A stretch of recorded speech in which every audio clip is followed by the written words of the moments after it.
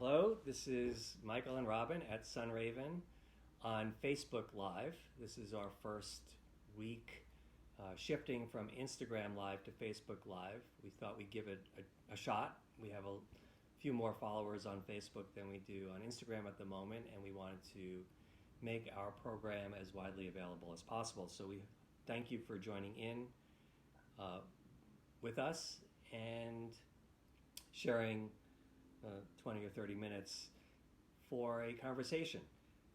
As always, if you have any thoughts or questions while we're speaking, please send them to us in the comment section. And as people have already done, sometimes responding to us after to follow up, and we really value that because we like the feedback. We like very much to have somewhat of a dialogue. This is not exactly the easiest way to have a dialogue, but there are ways through the streaming process to do that. So as an example, there was a question last week, Robin, when we were talking about communication, which quite honestly is always the theme of our talks. We're communicating with you now. When anyone is talking, essentially it's a form of communication, and the idea is to share what they're thinking perhaps or what they're feeling, but is also to then engage in a relationship and ideally to promote the relationship and the mutual interests that people have, whether it's two people or a group of people. And so our intention, of course, is to create connection and to be effective communicators with our thoughts and feelings, sharing our experience so that we can help people. Our mission really is to help people lead and live better lives as individuals, as families, couples, and collectively. The more of us who get on board with peace and love and harmony, I think the more this world may get on board with those same ideals. So in any way you look at it, this is all very meaningful to us. So please share with us any thoughts or ideas you have while we're speaking. But as I alluded to, after last week's talk specifically on communication, which was the second of two talks in a row, we did get a question.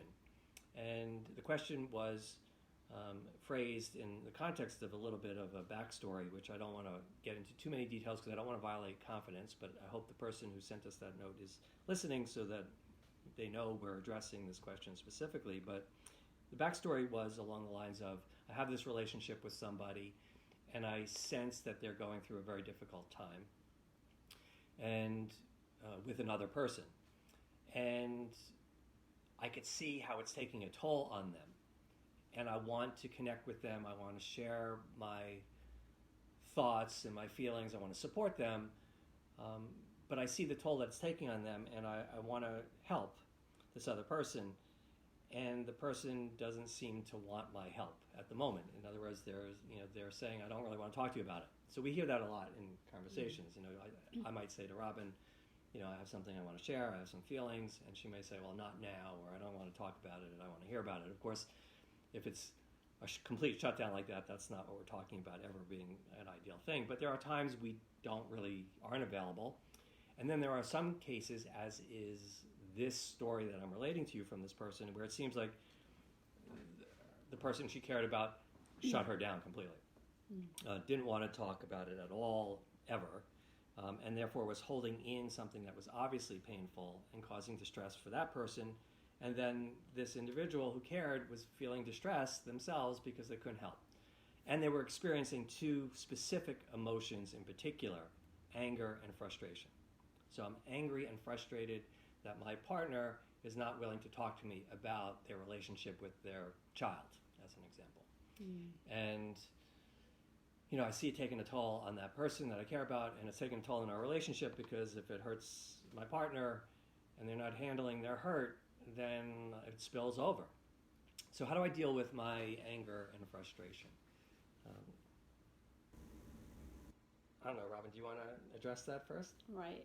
Yes, thank you. I think it's a great question, and I think we could all relate to seeing somebody else perhaps in distress or struggling, and we as human beings have this desire to be helpful or to help out in some way. I think the first thing that's most important is to understand where the frustration is actually coming from, and being able to process that. And this is part of the work that we do together, and I work with couples on communication skills. So the simple answer is to inquire about, be curious about what is actually going on, and really be able to articulate those feelings. And then when we are ready to, I'm going to use the word be curious, that it's curiosity with some care. So I'll sort of just stop there, and we practice this together ourselves. So if a person is coming in the reactive energy of anger and frustration, the other person is most likely not going to be open to receive the information in the first place. So that's, I think, half of it. Mm-hmm. And I think that that's important, because I'm guessing from the note that I received that this person has already tried that, already tried to say to their partner, I'd like to talk to you about this, and coming from a point of curiosity and concern. So let's assume that already did take place.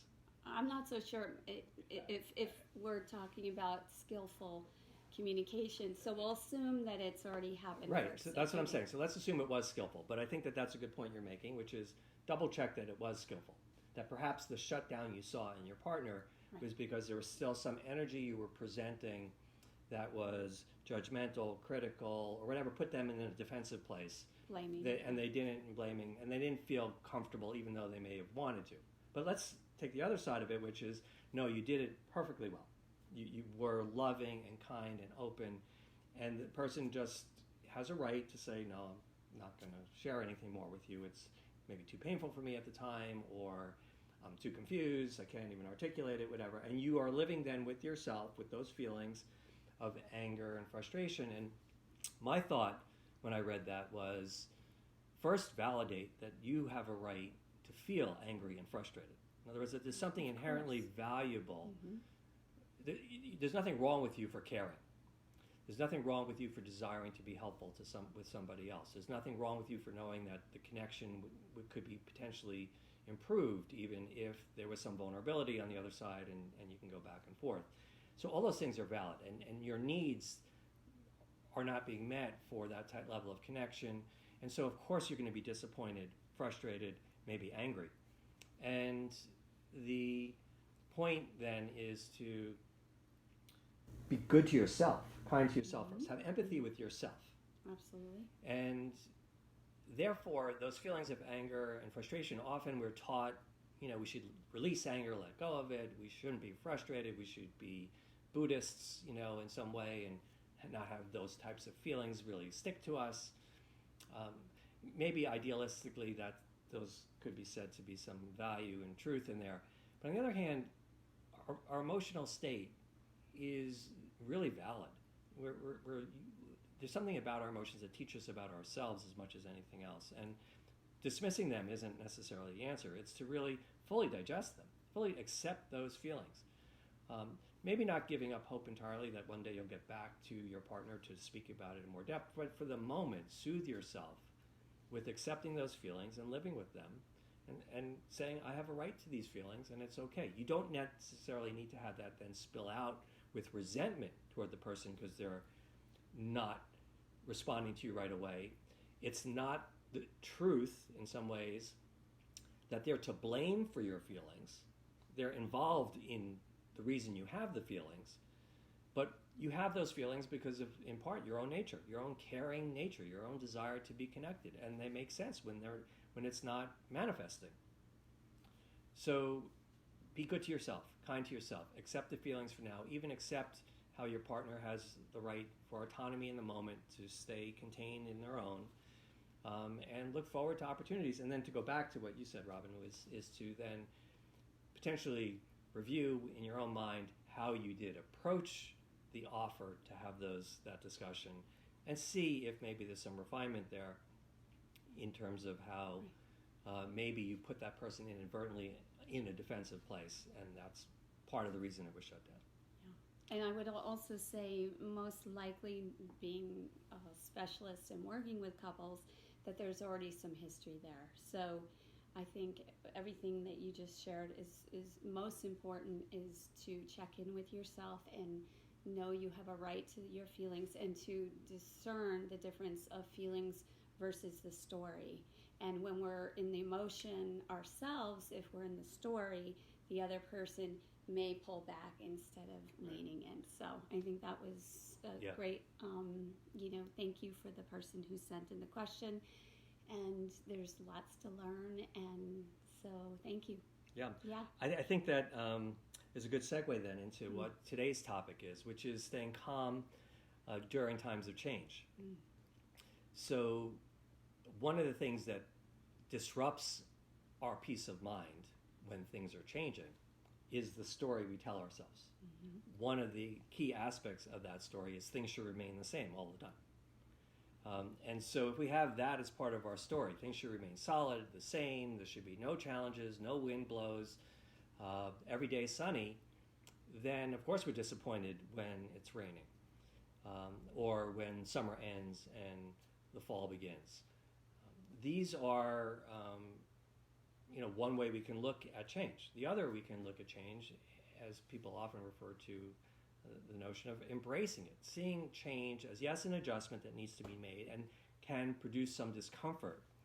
And there's a transitionary period which requires the adjustments.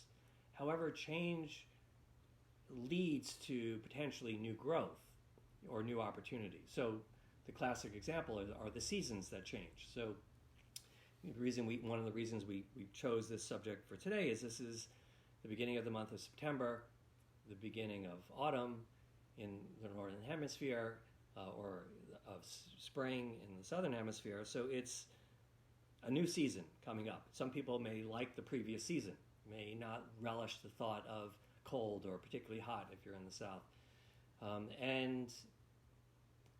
But those new seasons, in terms of the cycles of nature, promote the necessary growth for the abundance and the beauty and the fruits that we reap from living on a planet that has seasonal cycles. And so if we were to look at seasons as we really only want one season, summer, then how do we do that? How is that possible to maintain apples on trees 12 months of the year? It's not. So it's untenable. It's even unrealistic. And so one of the things that are important is to change the story, and is to change the story to change being very valuable and a real opportunity. And to be calm requires to ride with those waves, is to see how the imposed change. And so this may not be seasons anymore, maybe how people change, how your children grow up and they leave the house, or how now for many people their children are going back to school and it's not like the normal return to school type year. Now there's concerns about infectious diseases and whether they're going to get it in school and they're going to bring it home to your mother who's older. Whatever that is, these changes really are challenging for us these days. And how do you stay calm is really, and so I would look for, the corollary question is, what can I learn from this and how does it help me actually grow? And even if it's uncomfortable, requires some additional thinking and processing and a new behavior, how may that still serve me? Right, and I think from psychology, early on when we feel secure is because something is predictable. So in uncertain times, and especially now when things are changing, kids were just told they were going back to school and then they're not, like you used as an example. So one of the things is important to understand is the wisdom to know what you actually can control. And if we can focus on the things that we actually can control, it will help ground us in a sense when the things that are coming up that are unpredictable. And yet to understand that a lot of people stay in that looping, doing the same thing over and over again, expecting a different result. And what we are aware of is we can stay stuck is what you're saying. Yeah. So here's one of the things is to look at what can you rely on in your schedule, self-care, finding those support systems. Right. And relating back to the other conversation, which is, okay, so you may have feelings though. So you may resist some things. You may just not like cold weather, right? So you can adjust by putting on a sweater. And that's what you can do. That's one of the things you can do. That doesn't mean you're really happy being cold. And so you still may be uncomfortable, physically uncomfortable. There may be things that are changing, like your children getting older and now going to college for the first time and leaving the nest and changing the dynamics in your house. Maybe it's quieter, maybe there's less connection with the people you got so attached to. You're going to have feelings. Some of it is, as an example, grief. Somebody dies is a change. There's all sorts of, that's a very serious type of grief, but there are all sorts of minor griefs, like your children going to college is a beautiful day, but there's a grief, there's a loss associated with that. So similar to the conversation about anger and frustration when your spouse partner doesn't want to talk to you, those feelings are valid. And part of it is to accept the feelings that you have also. This is part of your own beauty, the fact that you have a heart, that you can feel those things, that you had the connection in that relationship to feel badly when it's changed. I think that's a good point, is consciously feeling and allowing yourself to really embody what it is. Now, what I see it's common that a lot of us were told not to feel our feelings. Yeah. So I think the root of healing here is to consciously allow the frustration and anger and be able to be in touch with that. And I will say that if we ask someone, is this familiar, that most likely it is something from the past. So you can actually begin by allowing and consciously, and as we know with through meditation, when we allow something to be there, it doesn't have such a grip and it doesn't hold us back from moving forward. Right. In fact, maybe helping accept it being there, even something uncomfortable, is to appreciate the depth of your experience in your life and to really see that as something very positive. That again, in many traditions, attachment is identified as the root of suffering. On the other hand, it's attachment that basically reflects our humanity and how drawn we are to connecting to other people in particular. And there's something quite inherently beautiful about that. Now, the pain of the separation and the loss is informative, and it helps us maybe develop spiritually, but there's something beautiful about it. And so it's pretty rare that something is all good or all bad. And change is like that. Yeah. One of the things you can do then, getting back to the point you made, is can you look for the positive in what's just happened? Yeah. What's trying to happen right. here. So my kids are now at school. This is my last child has left the nest. Now I'm an empty nester. So I'm sad, I'm grieving, I'm a little worried, all those things. But then I'm also enjoying the thought about the time that I'm going to have, or the fact that it's going to be quiet in the evening, and that I can sleep better, and that even though I do worry about my kid at midnight, I'm not waiting for them to walk through the front door as I used to, so I actually can close my eyes, and I'm learning to trust and to let go. These are positives. I'm able to ride my bicycle during the day and take long rides and fall off, Steve, and get my eye cut. But I can do that because I've got the time. And if I need to lie down and close my eyes, I can do that because there's not a baby crying now. That baby is 5 years old and in kindergarten. So there's positives to look at in this story. And so can you find the positive? I think the question is to ask yourself a question. We can hold two emotions at the same time, that we can actually feel sad and feel the grief, and then ask the question, the question that you just asked, what is this making space for now? Right. So I like the idea of getting very creative with the stories that we tell ourselves. And not just staying stuck in the sad part of it, but to complete the picture. I mean, because the sadness, as you're saying, we shouldn't dismiss. If there's sadness, we should feel the sadness. We might want to cry. But the other half of that story is what comes next, the spring, the new fruit, the new creation. Sometimes the tree does fall and it's dead forever, and that's a major loss, but this is then part of that human experience. Some things we can't go backwards to reclaim, but there's always, as long as we're alive, as long as we're awake, as long as we can be creative, we can create and identify a new vision, Right. and to build a new story, Right. which would include a lot of new beauty. Yes. And I just last week, if anyone is listening that was on last week, I had mentioned this little cartoon that my grandson is watching, and I called it Daniel the Tiger. What did I call it? It's Daniel the Tiger. I think I said Daniel the Bear.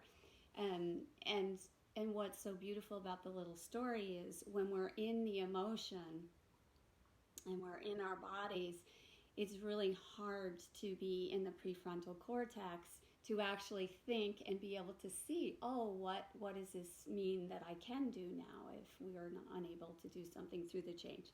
And I shared about, so it's Daniel the Tiger, and it is, what is his name, Rogers, Mr. Rogers Productions, and it's just adorable. So I wanted to clarify that. So when you're in the emotion, it's our job to ask ourselves, okay, what am I feeling right now? Because when we get controlling, it's generally because we don't want to feel a feeling. You know, the movie, it reminds me of the movie Inside Out. Mm-hmm. If you've not seen that movie, this may be something to look into. But it shows the inner workings of the mind with all the different key players, joy and sadness, and I forgot the other players, and how there's all these stories that come up, and they have all this drama, and it's, it fills us, and often some of the acute, more intense emotions co-opt our minds. But again, there's just so much going on behind the scenes. A lot of our emotional response to things, including change, is conditioned by our previous experiences. Mm-hmm. And that's part of our story. Which also is sending a threat to our nervous systems, which Right. we talk a lot about, how automatically, even if you walk in a room and you smell something or there's an energy, Right. in your body is so brilliant that it's trying to protect us in Right. actuality. But So all these different layers, I think, are layers of life and experience.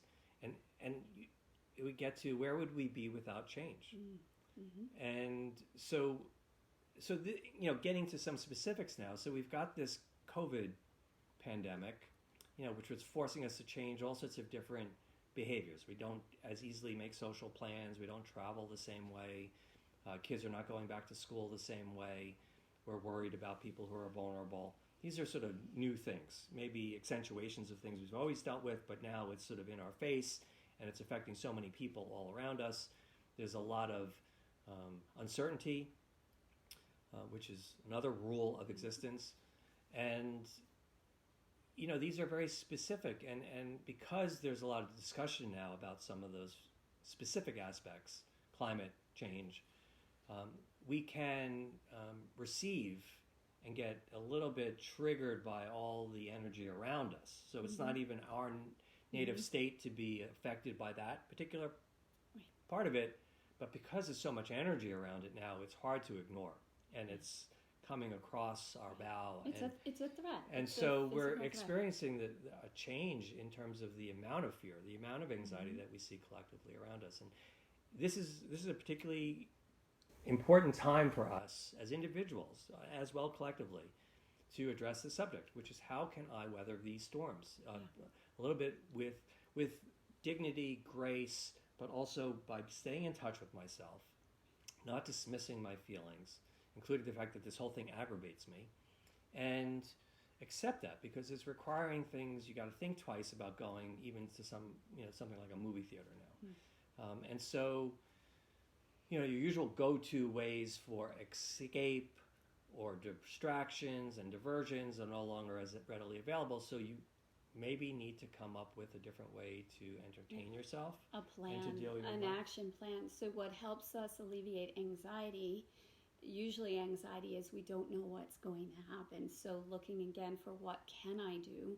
My daughter real quick this morning was saying that her and her husband were working with someone who was just tested with coronavirus, and she's like, what do I do? And I saw her just because she was in her mind. I can hear her, and then I paused and I said, so what do you think you can do? She said, well, I could go for a test. And I said, yeah, is there anything else you could do? And she said, well, I have all these vitamins and I can take care of myself with self-care. So when we're anxious, the goal is, or intention is, to find a plan of action. Right. And it alleviates because you're in motion moving forward. Yeah, I think that's really important. Sometimes to be, one of the responses in the fight or flight response, when we're challenged, is also the freeze response. Mm-hmm. So as possums do, when they're challenged, they freeze. They play dead. And that is included in the ways we can respond to things. But when we do that, think about a possum, they're really now at the mercy of the predator. So if the predator chooses to not, sort of go away and sees that possum now as an easy target, well, that possum is lunch. Mm-hmm. So freezing, while it might make sense as a survival mechanism in rare circumstance, is generally not the ideal. So, and fight or flight is somewhat of the ideal. And in that, rather than be unconscious in the response, since this is sort of coming in slow motion, all of these things, is to be conscientious and have a plan. Right. So self-care perhaps is a really appropriate theme for us to end on. Mm-hmm. And maybe we can pick this up and talk about it again, obviously subsequently. But is really the rule here. If you take care of yourself, whether that's physically, emotionally, spiritually, then the storms of change can come and you will be more stable. And in that stability, able to maintain the thread from your current state to a future state, whereby the force of your conviction and your focus and your clear vision, you can achieve even through the storm, because you can see the route, you can see the path. And so much of that is anchored in the way we take care of ourselves physically, emotionally, in our relationships, in our spiritual concepts, in our communities, which is where I'll leave it. I think, thank you for being part of our community. And ultimately, this is the reason we're here, is because can we just keep talking with each other? Because part of the antidote to this current period of time in the world is to stay close to people who do really see or feel and share some of your same thoughts about healing, wholeness, and the future of harmony. And by doing that through the connection of social media and other ways, we help each other. And that's our mission, and sort of presence, why we're here. Practice presence, being present, which is very helpful because we're in the now, right now. Right now we're healthy and well. And we wish you all the best health and continued curiosity with care is a beautiful way to continue the rest of your day. So thank you. Yeah, thank you. So we'll be back next week. In the interim, if you want to reach out to us, slowmedicine.org is the website, info@slowmedicine is our email, and you can call us or connect with us in many other ways, including Facebook, of course. You're here now. And I think we'll return to Facebook next week and keep that running for a while. So if you think this program could be of interest to other people you know, please share that with them. And take care of yourself as always, and we'll see you in 7 days. Take care. Bye-bye.